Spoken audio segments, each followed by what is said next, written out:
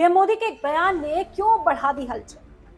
Palestine के विषय पर हम टू स्टेट सॉल्यूशन और लॉन्ग टर्म पीस का समर्थन करते हैं। क्या इजराइल के पीएम बेंजामिन नेतन्याहू की मुश्किलात बढ़ सकती हैं?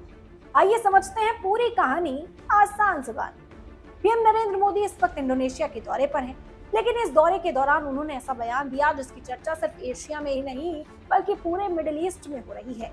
पीएम मोदी ने साफ कहा कि मिडिल ईस्ट में अमन सिर्फ जंग से नहीं बल्कि बातचीत और डिप्लोमेसी से आएगा। उन्होंने एक बार फिर टू स्टेट सॉल्यूशन की हिमायत कर दी। इसका मतलब है कि इजराइल और फिलिस्तीन दोनों अलग अलग मुल्क के तौर पर अमन और हिफाजत के साथ हैं। यहीं से ये बयान अहम हो जाता है क्योंकि इजराइल के पीएम बेंजामिन नेतन्याहू लंबे वक्त से टू स्टेट सॉल्यूशन की मुखालफत करते आए हैं। ऐसे में पीएम मोदी का ये बयान इंटरनेशनल पॉलिटिक्स में एक बड़ा पैगाम माना जा रहा है।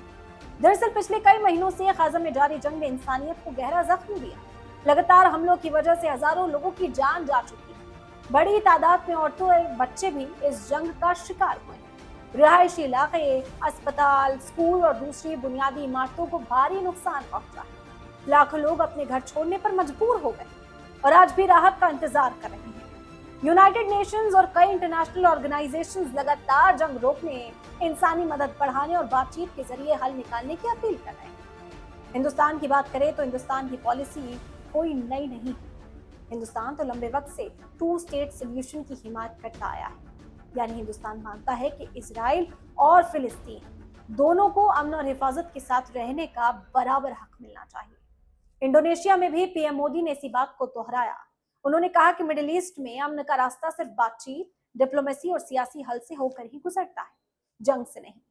अब सवाल यह है कि क्या पीएम मोदी का ये बयान आने वाले दिनों में मिडिल ईस्ट की सियासत पर कोई नया असर डालेगा?